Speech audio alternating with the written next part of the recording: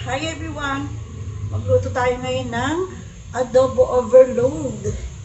Ayan, medyo sinipag-sipag ako ngayon sa pagluluto kaya yung ating simpleng adobo ay pasasarapin natin.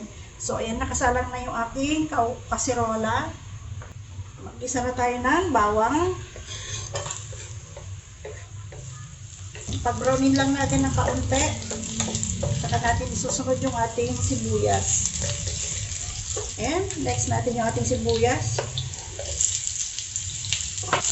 At kapag nagisa na natin yan, lumambot na yung ating bawang at sibuyas.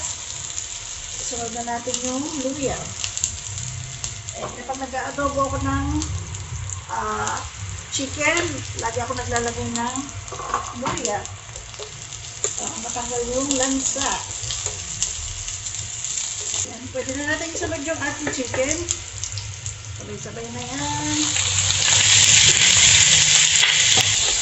Ilan lang natin maigil. Ayan, hayaan lang natin siyang ganyan para mag-brown yung nasa ilalim. Saka natin yan, babalik ka rin para yung ibabaw naman yung ating pagka-brown din. At balikan natin, at balik ka rin natin para yung kabilang side naman yung mag-brown. Ayan, ganyan oh. Para crunchy yung balat ng ating chicken. Iwan muna natin yan at babalikan na lang ulit natin yan maya-maya. Ayan, balikan natin at haluin na natin ngayon.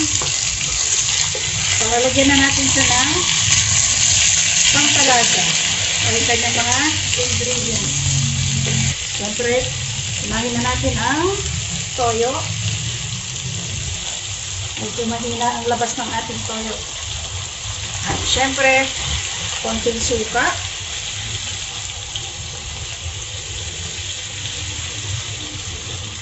Konting lang kasi ayoko masyadong maasim. At maglalagay din ako ng konting oyster sauce.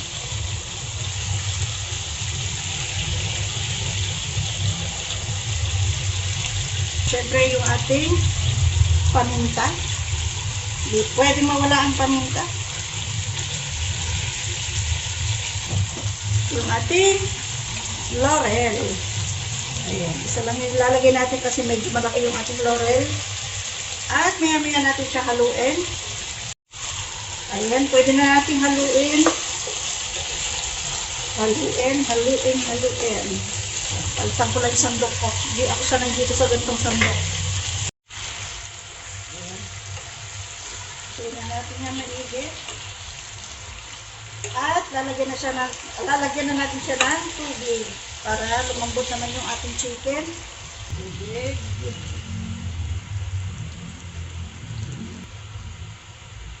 At hayaan lang natin siya lumambot. Takpan muna natin at babalikan na lang yan natin mamaya.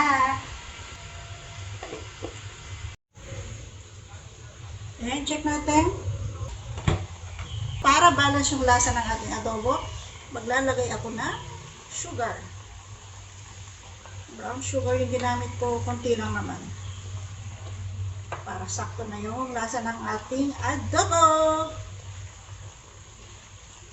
Siyempre, huwag natin kalimutan tikman para alam natin kung kailangan natin mag-adjust sa lasa. Perfect na. Perfect. At dahil madali lang lutuin ang chicken, isasabay ko na yung aking ibang gulay. Meron ako ditong baby potato. Ayan, binalatan ko kasi ayaw ko nung pwede naman hindi balatan, basta hugasan lang maigi, kaya lang ayaw ko kasi ng balat. Haluin lang natin para sabay na sila sa paglambot. Takpan natin at hayaan lang natin siyang kumulo hanggang sa lumambot lahat yan. At saka natin yan babalikan. Sunod na natin yung ating bell pepper.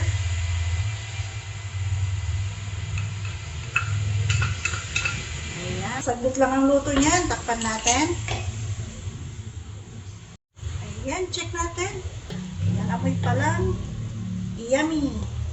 Siyempre, para mas maganda yung ating adobo, lalagyan natin siya ng egg sa ibabaw.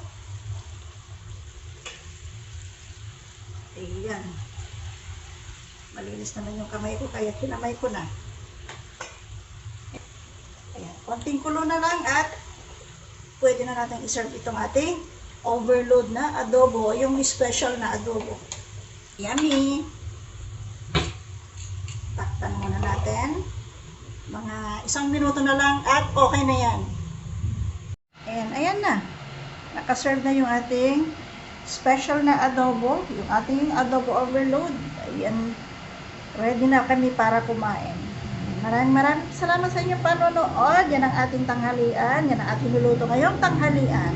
Thank you for watching. Bye-bye! Yummy!